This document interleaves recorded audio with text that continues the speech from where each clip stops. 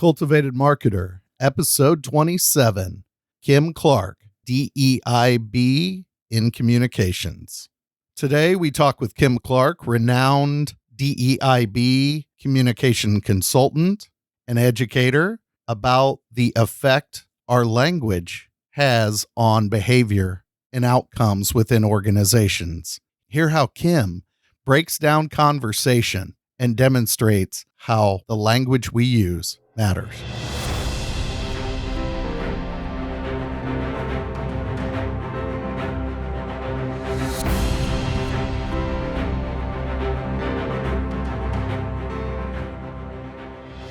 Welcome to CultivatED Marketer, where we talk marketing professional development so your garden of opportunity grows. This is Brent Bowen. And I'm Matt Tidwell.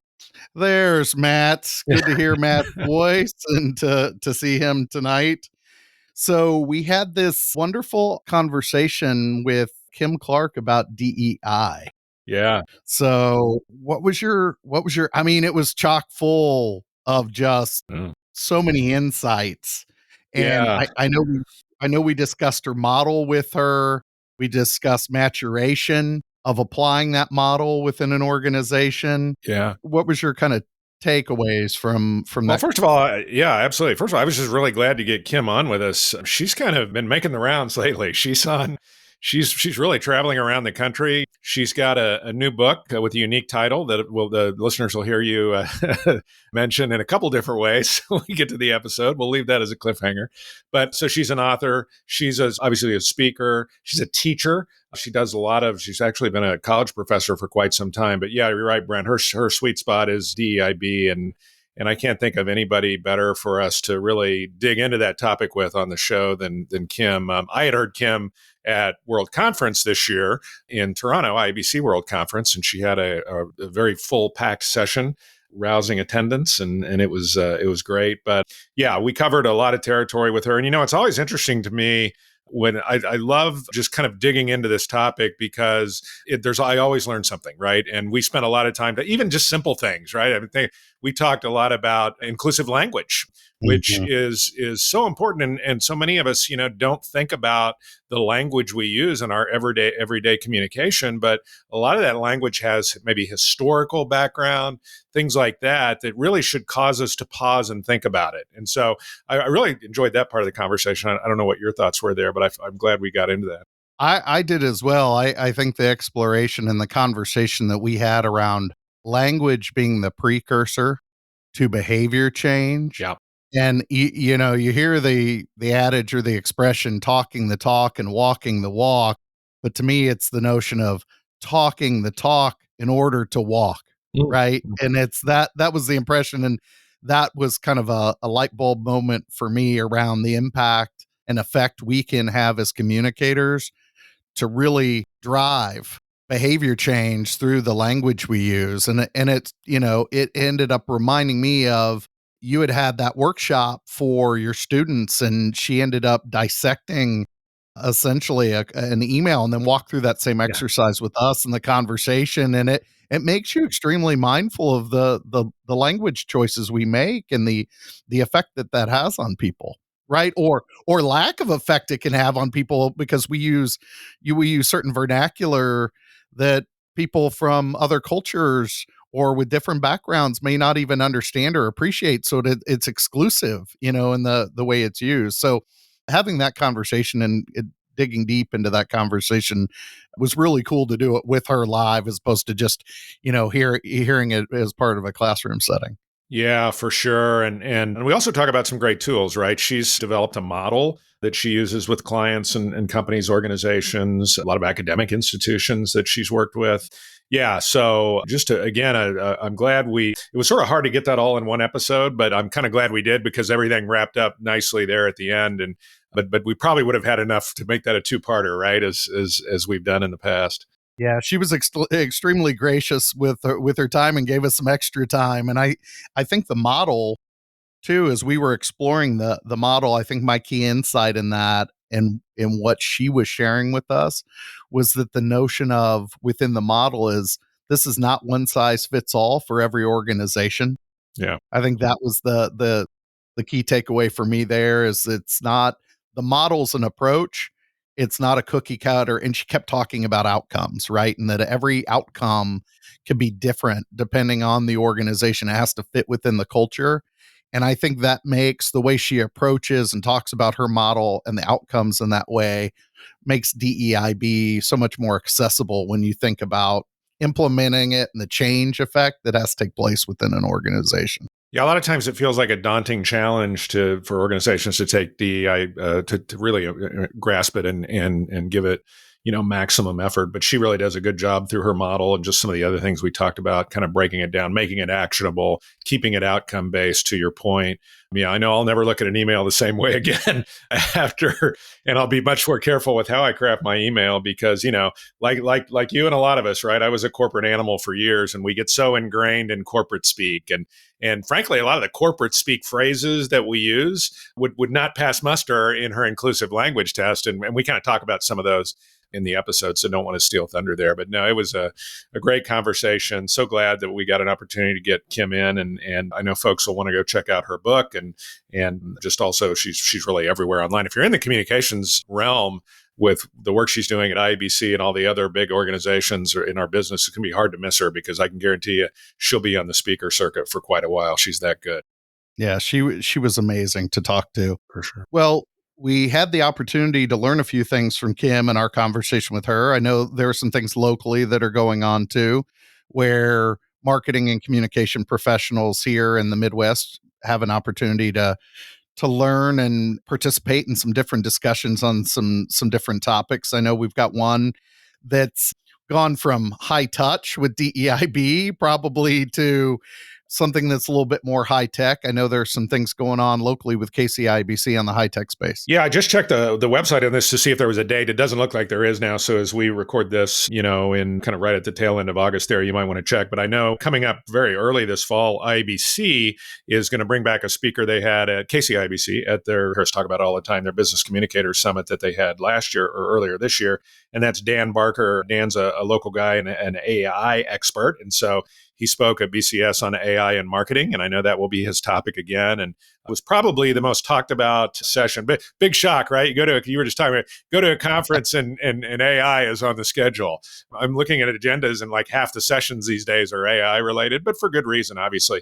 But Dan does a great job making it real, kind of explaining it for communicators to understand. So I'm excited about that coming up for KCIABC. And how about on the social media club docket? What's kind of So I know Rock Chalk for those who are Jayhawks on the social media club docket, there's no meeting in September because of Labor Day, and generally social media club will do a First Friday's breakfast and that would be September 1st. So there's no September event, but in October, the voice of the Jayhawks, Brian Haney, is actually going to be at the Strang downtown Overland Park, the Strang Hall. They have an event space there, and he's going to be talking around his career journey.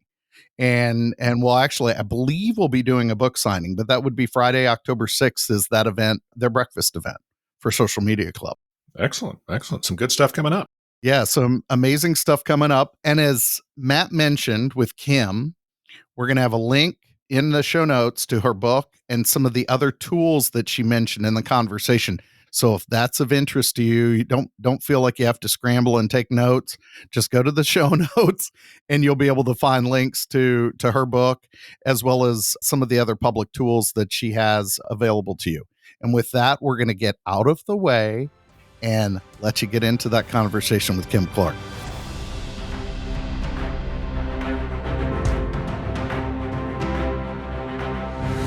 Welcome to CultivatED Marketer, where we talk marketing professional development so your garden of opportunity grows. This is Brent Bowen. And I'm Matt Tidwell. And our guest today is a diversity, equity, and inclusion educator and consultant. She has focused her career on messaging, audiences, and how communications shapes people's experiences. Her career spans documentary filmmaking. I wish we could explore a little bit of that today. I have a couple interested parties at my house that would love to talk documentary filmmaking, but unfortunately we'll have to set that aside for a different time. Her career has spanned the filmmaking and leading global internal communications teams, maybe a little more apropos for today's conversation. And she is also co-author of the #1 Amazon bestseller, The Conscious Communicator, The Fine Art of Not Saying Stupid Shh, isn't it? So yeah, we can be family friendly here. That's fine, Brent. Yeah. in one of my other shows, I might actually just say that. Matt would know that, the Not Safe for Work show.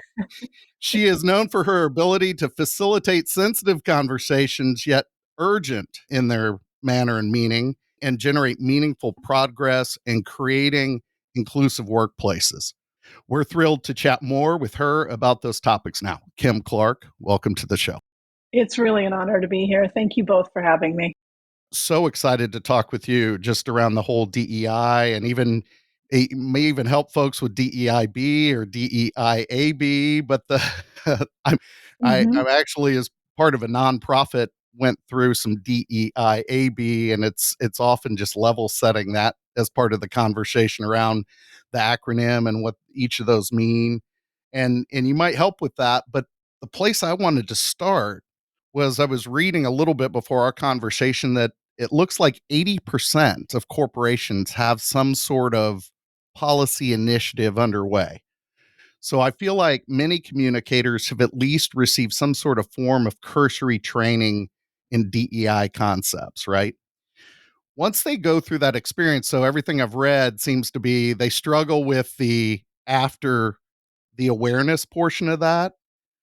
So the big question I have is, what now? What do you recommend is a good place to start beyond awareness? And I'm thinking change model in my head, all the way from, I'm going to generalize change model here, but from awareness to understanding to buy-in and commitment. Where's the next best place for communicators to start?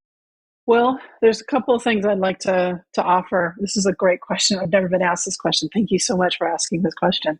And part of it is, although you mentioned that 80% have gone through, some level of awareness and have a DEI strategy of some form, there's a Harvard Business Review study that was done prior to COVID and the global pandemic that talked about the 94 to 98% of the organizations, global organizations with 1,000 or more employees in 14 different countries that were studied in this research who have DEI strategies.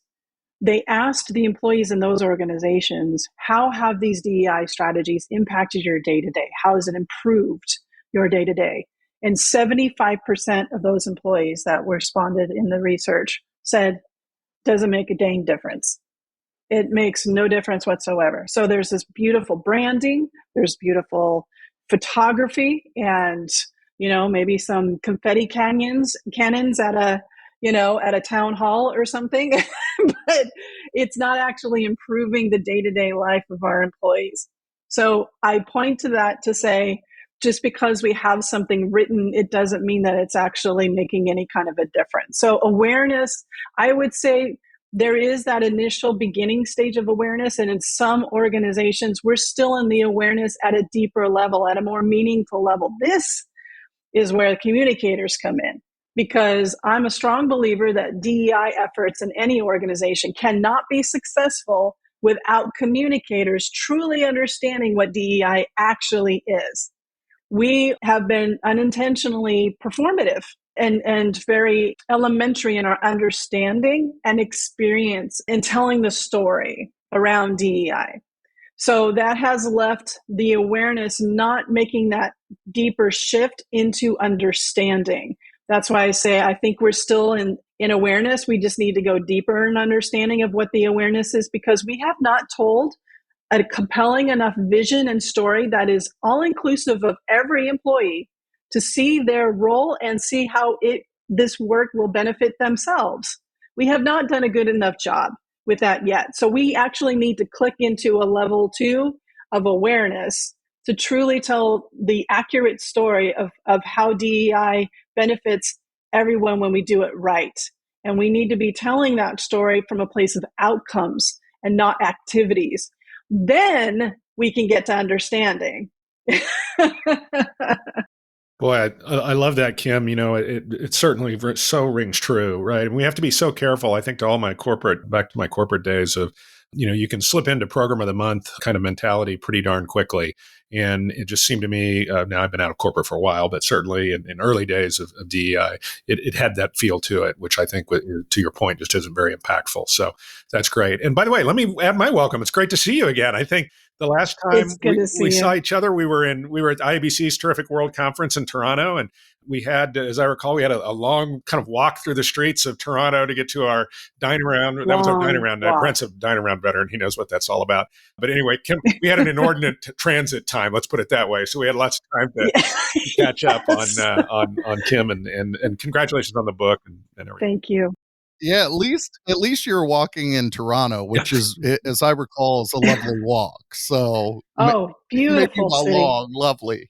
Yeah, I really, really enjoyed it. I really enjoyed Toronto. Yes, it was on my bucket list, and so to be able to not only get to be there and actually experience Toronto, but I got to be a part of the IABC World Conference and be with my people and geek out on this work and provide a breakout session specifically on how to position organizations on social topics. It was an incredible experience. And Matt, I look forward to seeing you again next year. Sure. We'll have to make sure to get on the same dine around. Well, Brent's a regular there as well. So yeah, we'll definitely do that. And don't sell yourself short. I heard so many great things about your session, and I know it was a full room. But I want to talk a second about the book. So first of all, congratulations on it. And I will talk a little bit more. I actually used it in a class that I taught this summer, and it was just a fantastic learning tool. And there's a lot that the book has so many great things in it and about it. But one of the things that you kind of build the book around is a model that you call the depth model, DEPTH. And you use that to help communicators and leaders answer kind of the why, the what, the when, the how of planning and messaging, delivering DEI, social justice communications, things like that. Can you talk a little bit about the model, just so that, because I think it is a terrific tool and something communicators could use. How did you come up with that? What's it all about? So my co-author and she has the external comms and executive communication speech writing experience, and I bring in the internal comms experience. And between the two of us, we had been working with executives and organizations on this work for a number of years. So we took our work and interviewed each other.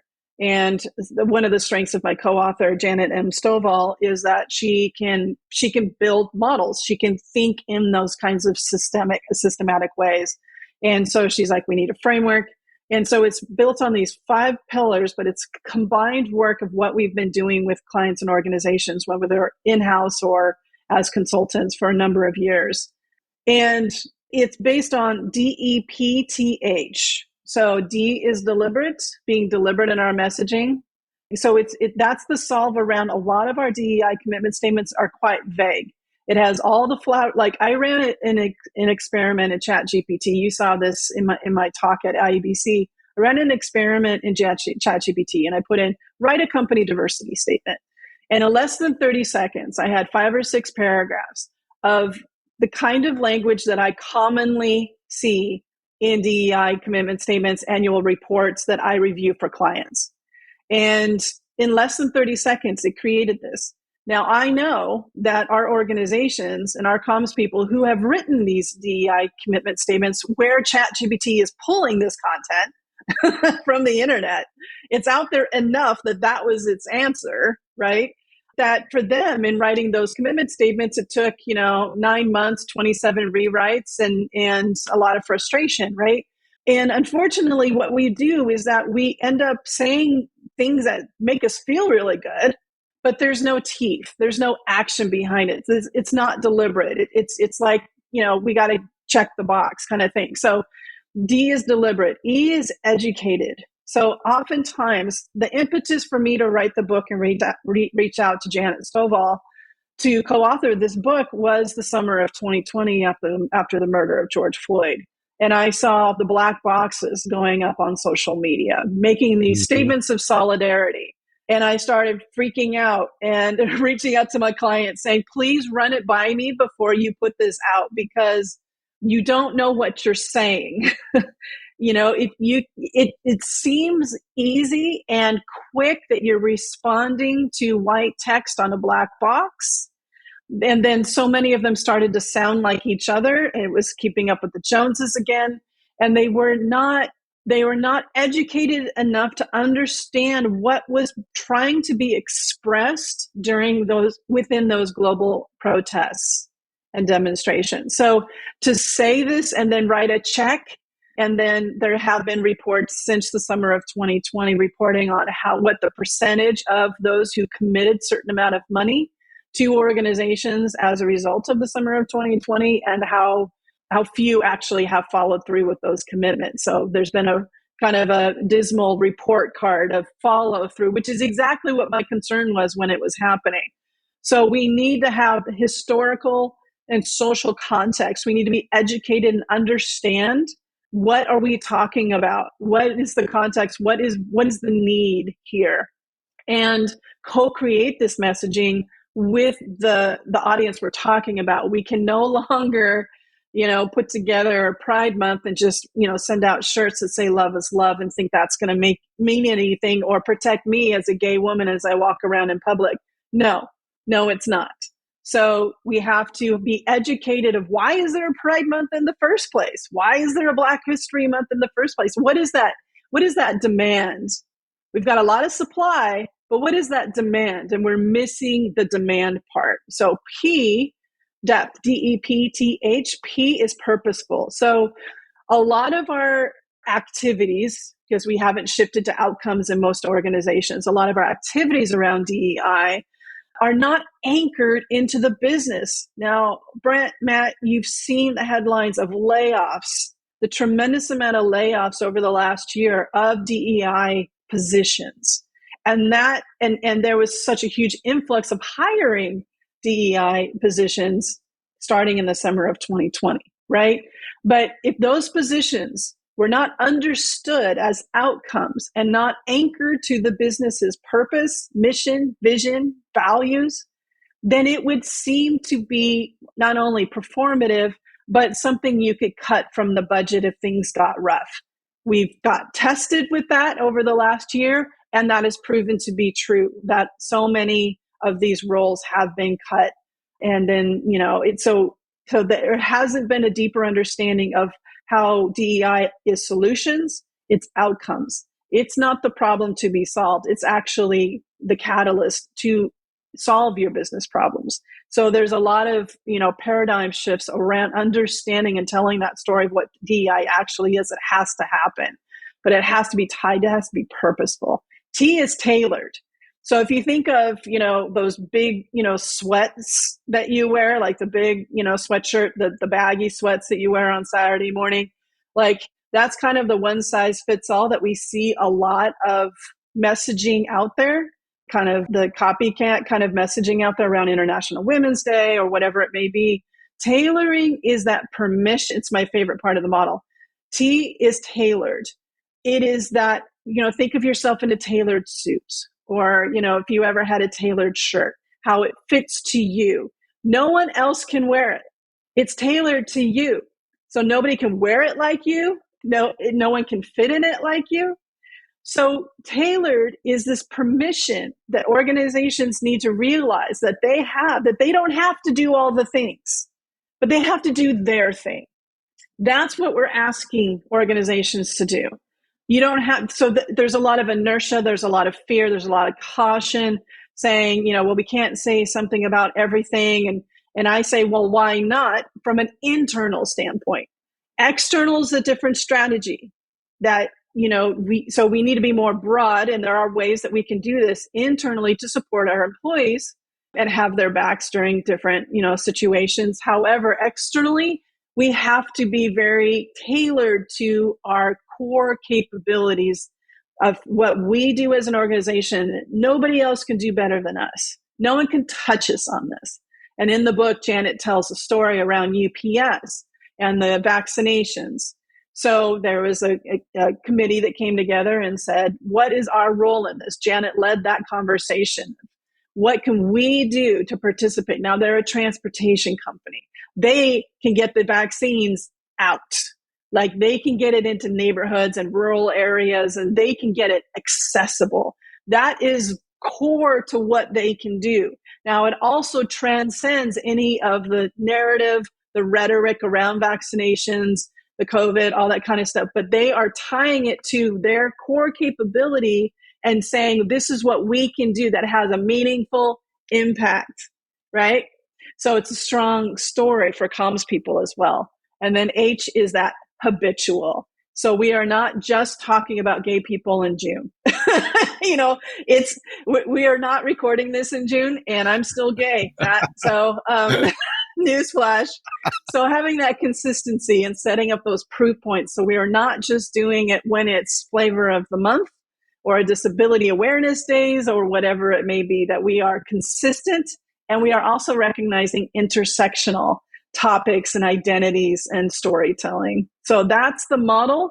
And to your point, it is here to be not only something that you can use in a crisis situation, but it is there to help communicators and marketing departments and legal and HR be proactive, own that space. Because I just did a webinar for my clients talking about how communicators are caught in the culture war.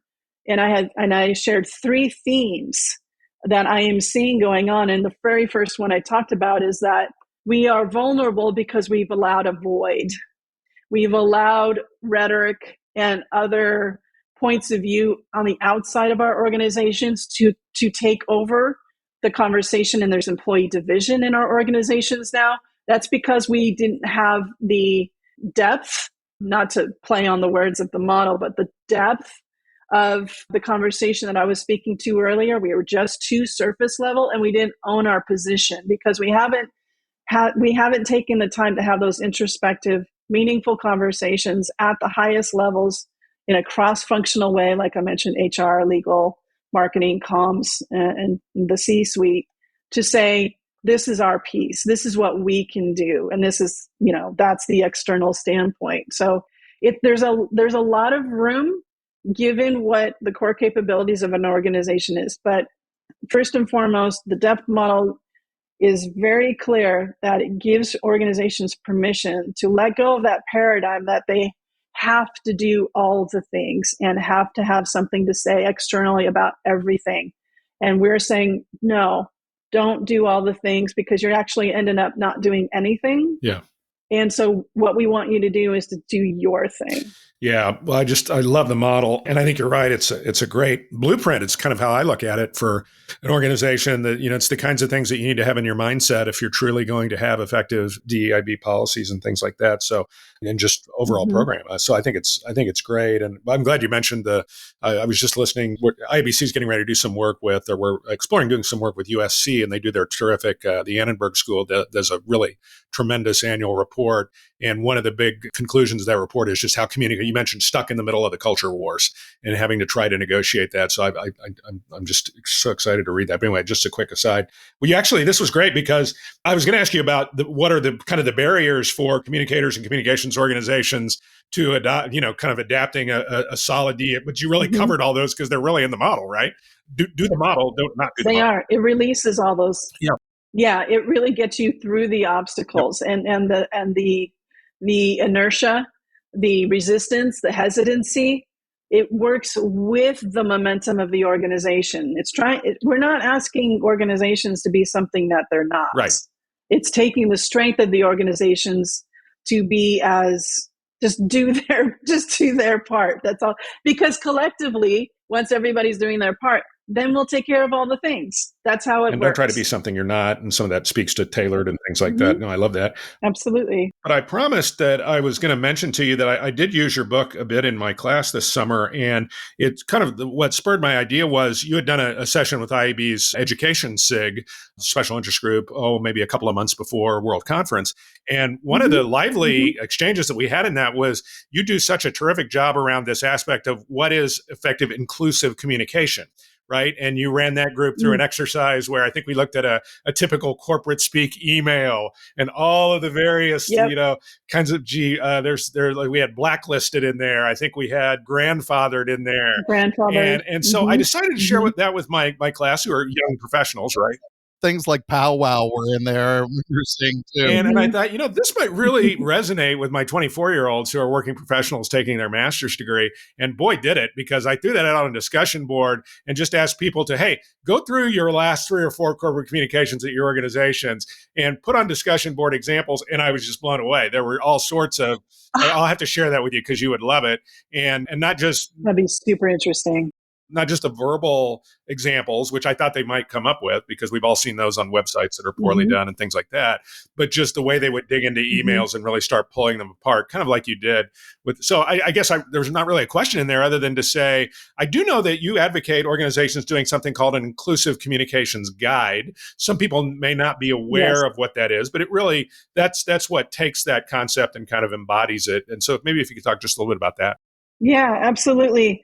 There's a couple points I'd like to make here. One, there have been inclusive language guides, especially in the university system, for a long time. And so if you were to Google inclusive language guide, you would get a lot of universities saying, here's our inclusive language guide. They're typically glossaries that say, there's glossaries and then there's like, say this, but don't say this, like around gender neutral language, for example. Now, the inclusive communications guide that I customize to each client I work with goes way beyond that, because one of my personal pillars for the work that my firm does is language leads to behavior. So I'm giving you a context of why this is important and how it benefits you. I'm also putting it into the context of this is not tone policing.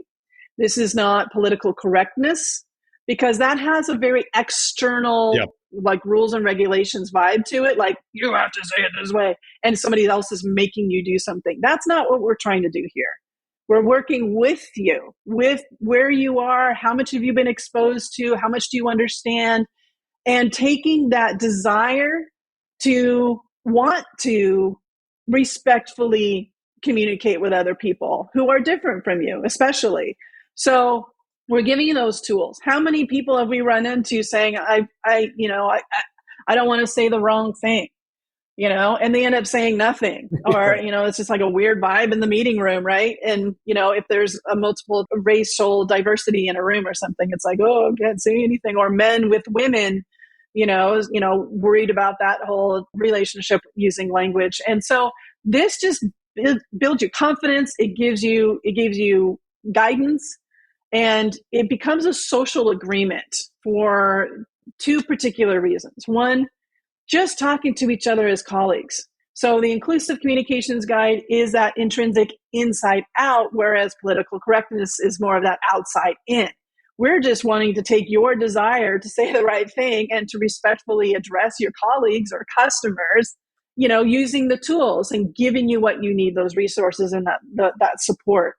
So there's just how we are talking to our clients, to our customers, to our colleagues. I want to make sure that this person who is a wheelchair user, that I'm using the right language to address them, at least initially, until they self-identify, right?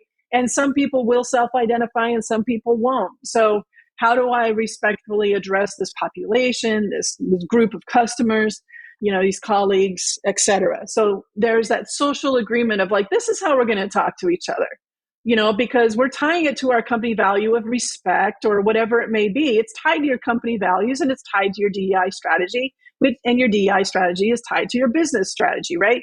So we need to be working together and building trust within each other. Language is all about connection. The whole point of language and communication is for connection.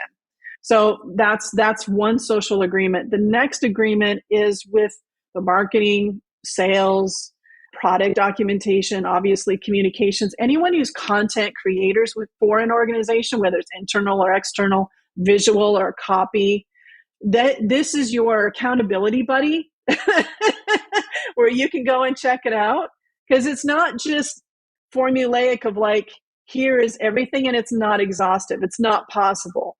But what you can do, and I offer this kind of checklist or facilitator to have conversations that people can ask these questions, like they may be running into terms according to their specific industry or department, and they don't know the answer. And so they can go to the guide and just ask these questions, and as a group, And it needs to be a group that has diverse perspectives and backgrounds and experiences to inform the discussion to end up saying, yes, this is a great way of using the word. Like, here's an example. I was working with Sony PlayStation, and I put together an inclusive communications guide for them, which ended up across the rest of the Sony properties because they liked it so much. So that was really cool. And when we were creating that for Sony PlayStation, one of the questions came up saying, okay, well, obviously there's Sony recordings. And so we were talking about masters. Is master, when it comes to recordings and duplicates, is that an okay term to be using? Because in real estate, if they're a real estate company, using master bedroom, that has a problematic history to it. We're not going to use master bedroom, right? But in master, when it comes to duplication of recordings, I said, does it demean anybody? Does it have any kind of a problematic, especially a racist history? No, it doesn't, right? So what a master recording or master CD does is it creates equal duplicates. So it's not demeaning a person or an identity or a people. It doesn't have a problematic history, and it's replicating equals. So that's just one example of, like, we can wordsmith, but there's always going to be some words that come up according to your department or industry that may be specific.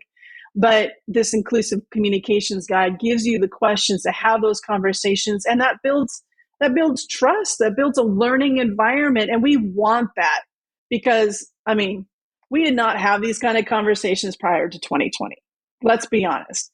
And if we had any role models at all to have these kinds of conversations, especially for people who look like me, I'm a white woman, then, they were terrible role models, like what not to do, or there was none.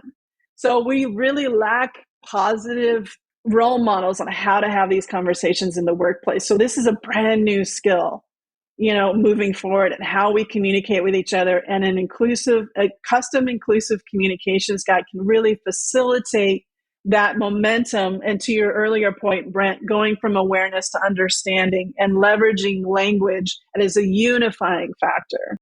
Yeah, I love this idea of the detailed behaviors that could be exhibited and the use of language to change behavior. And I want to bring us back up to one of the words you've used a couple different times is this notion of outcomes. That this is really about not just walking this path and trying to exhibit or demonstrate certain things, but actually achieving outcomes. And the thing I was struggling with too, when you talked about DEI being some of the first roles as part of reductions when things got tough here in the economic climate in the last year, is, the ROI of this, right? And how often are you, when you were talking about the depth model and tailored, how often are you asked to explain the ROI of DEI? And in the tailored notion of this, UPS was a great example. Is there another kind of example of that tailoring that has shown or demonstrated an ROI? Well, in the beginning, I was asked more about ROI. And what we were understanding from that question was, okay, some DEI practitioners say, I'm not going to give you the business case if you can't figure it out by now. I don't know what to tell you. I can't work with you if you don't even understand the business case of DEI. Because DEI is already happening. It is just completely uncontrolled. It is not intentional. It is not strategic. And it's inequitable, which is what we're trying to solve for. So it's already happening. It already is a part of the fabric of our culture, but it's not with the intentionality of it being equitable, inclusive, diverse. That's where the intentionality comes in, because people will think, well, this should already be happening. It was like, you're right, it should, but unconscious bias, a lack of awareness and understanding of, social and historical context, history. It's not. We have all the data that's necessary. So part of it is that I have some compassion for leaders because they did not get to the C-suite because they're awesome at DEI. Like, it was never part of their performance review as they moved up the ladder, right? And it was never asked of them. It was never a part of the conversation. So here they are in the summer of 2020, and everyone's going in turning their heads to the CEO saying, say something. And here's this guy who's like, but he's got to look strong. He has to be a leader. People are expecting this stuff from him. He's in over his head, but he can't show weakness. And so it ends up coming out quite performative, especially if he has comms people around him who also don't understand the social and historical context of what they're commenting on. So it causes more harm than good. So just from an ROI standpoint, from a communication standpoint, I want you to do a little exercise as communicators and marketers. What's the cost? I actually commissioned somebody to do research on this so I can have hard data compiled. So if we do another conversation, I can provide it for you, but she's working on it right now. But literally the cost of your reputation that you've built up for 25 years, and in 2 seconds, you had a Bud Light situation, right? And look at the sale, look at Bud Light. So there is a measurement that looks at reputation damage, attrition, loss of sales, lawsuits, lack of attracting new talent. There is an index, a cost index that the financial folks have taken into account, and it demonstrates pretty significantly and obviously that the cost of not leaning in on DEI for your organization far outweighs the investment in it. And it's not just the hard costs and the talent, that should be enough unto itself. But there's the brand reputation, which influences your customers, which influences, your attraction and retention of employees. Now, I'm sure you're both very intimately familiar with the Edelman Trust Barometer, right? Yeah. And every year they demonstrate in the 60% percentile and above, 63 and 69%, saying that employees and customers are expecting their businesses and organizations that they work for and that they spend money with to speak up and have aligned values around social topics. So the expectation is there, especially as we see Gen Z. So ROI shows up in different ways for different departments and different organizations, depending on what your measurement is. But the risk, I said this to an insurance industry conference this year, you're in the business of risk analysis, and we can lay out the model to show you that it's far riskier to not have a position on DEI than it is to have a position on DEI. But the understanding is just the opposite. I don't want to be caught in the middle of this culture war. That was one of the comments and quotes from the Bud Light CEO, for example. We didn't mean to get into, a space that was a divisive space. And it's like, that's not what we're talking about here. So as communicators, we really have to understand that we keep talking about apples when the conversation is actually oranges.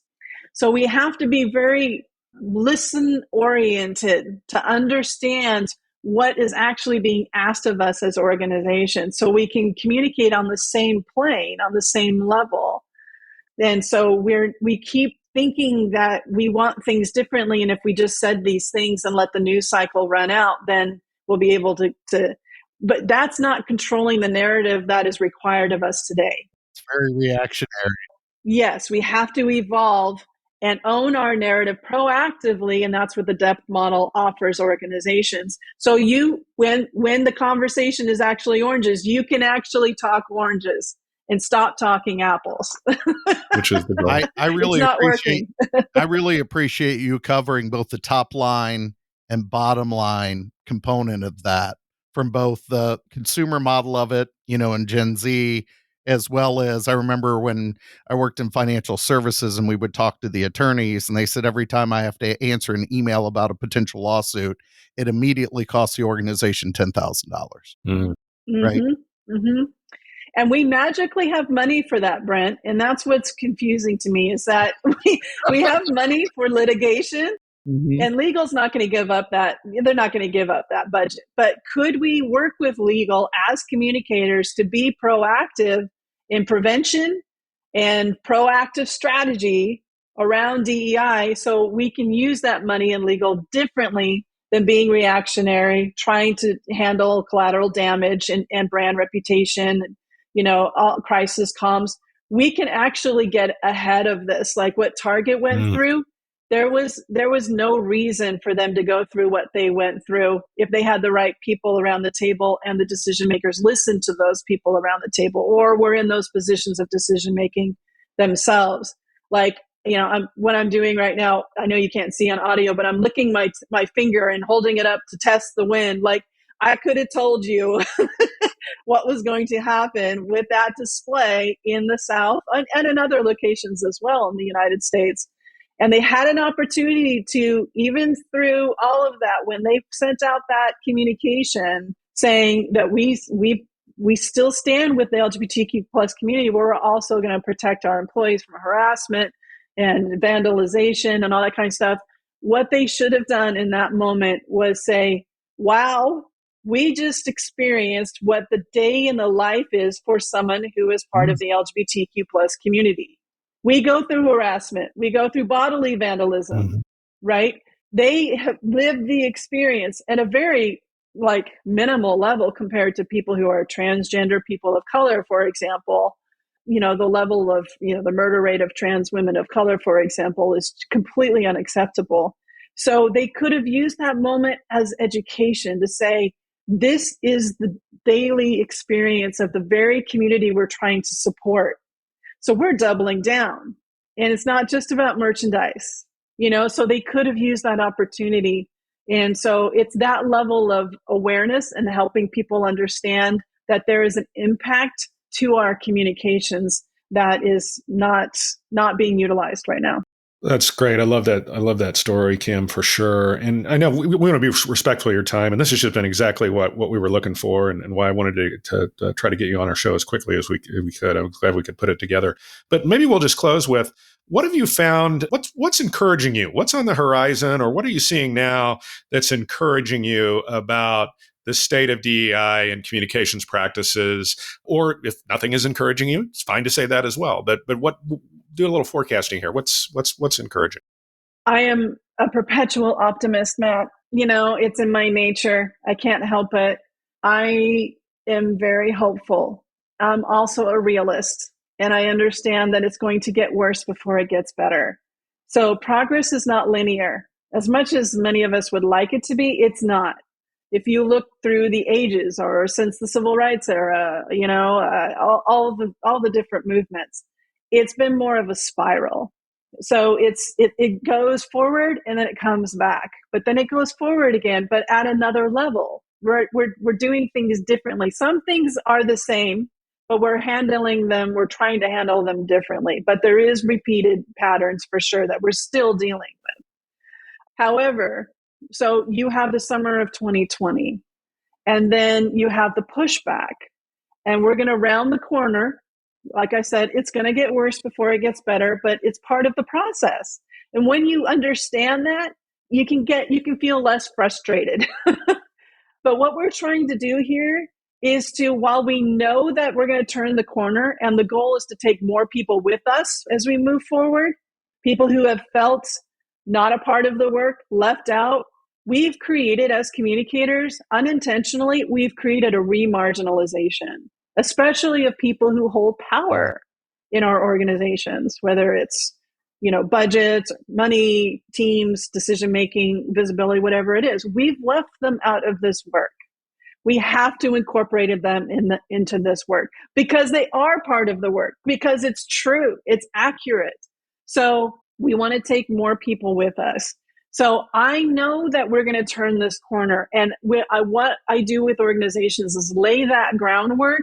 So when we are creating that corner, that turnaround sooner than later, but at a much more powerful level, we don't want to re-silence people who have felt the permission to be homophobic, transphobic, racist, et cetera, ableist. It's not about making them go underground again, because that means they're still there. So it's more about bringing them into the work, inviting them into the work, staying curious, not allowing leaders to say, we don't want to do too much too soon. and let that be a decision. As communicators, we need to be investigative journalists as part of our job, as well as counseling. There's a lot of parts to our job as communicators. Oh, yeah. I understand that. But we need to stay curious and engage in those conversations. So when people say, I don't want to, this sounds too woke. And rather than taking our tail between our legs and sulking and going over here and complaining or whatever it may be, we need to go, what is woke to you?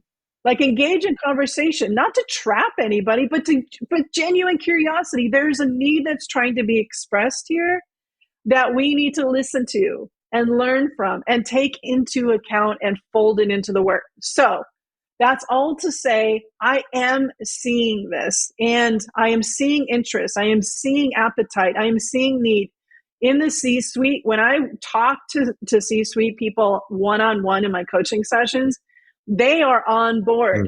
And I don't think I've been in this work a minute, so I can tell when somebody's blowing smoke, and when they actually mean it, or somebody who's trying to tell me what they think I want to hear. I can tell the difference, right? And so there's a genuine interest, and there's actually a desire, but the C-suite amongst themselves do not share those kinds of things with each other. They don't have these conversations unless they're facilitated. It's quite fascinating. So there is more of a desire and an impetus, but they just need the support. They need the partnering. They need to know the truth of what's going on within their organization and the climate outside of their organization. They need people who will tell them the truth, and they will eventually respect that. Maybe not immediately, but they will eventually respect that. And they want to do the work, but there's a lot of misconceptions of what DEI is. And as I mentioned, they can feel a part of that remarginalization, and we need to repair that. We need to heal that. And I believe, since language leads to behavior, communicators will lead that work. I'm very optimistic. I don't think we have an option, Matt. We have to go forward. Yeah. Thank you. It's a big responsibility, Matt, you and I'll have to help take on. So this is very, very helpful and insightful, I know, to me and for the rest of the folks. So folks, we're going to put a link in the show notes to Kim. She's co-author of the book, The Conscious Communicator, The Fine Art of Not Saying Stupid Shit. And I think I've graduated to being able to swear at the end of this session. Look how far you've come. I think that's great. Yeah, how far I've come. Yeah, Kim, it's really been amazing to have you join us today. Oh, what an honor. Thank you for the great questions and for allowing us to have this conversation for your listeners. I really enjoyed it. Thank you for having me. If you found value in today's episode, check us out on our website, CultivatEdMarketer.com. You'll also be able to subscribe to us, rate us, and leave us a comment on your favorite podcast platform, such as Apple Podcasts, Spotify, and Stitcher. Remember, a garden of opportunity grows with Cultivated Marketer.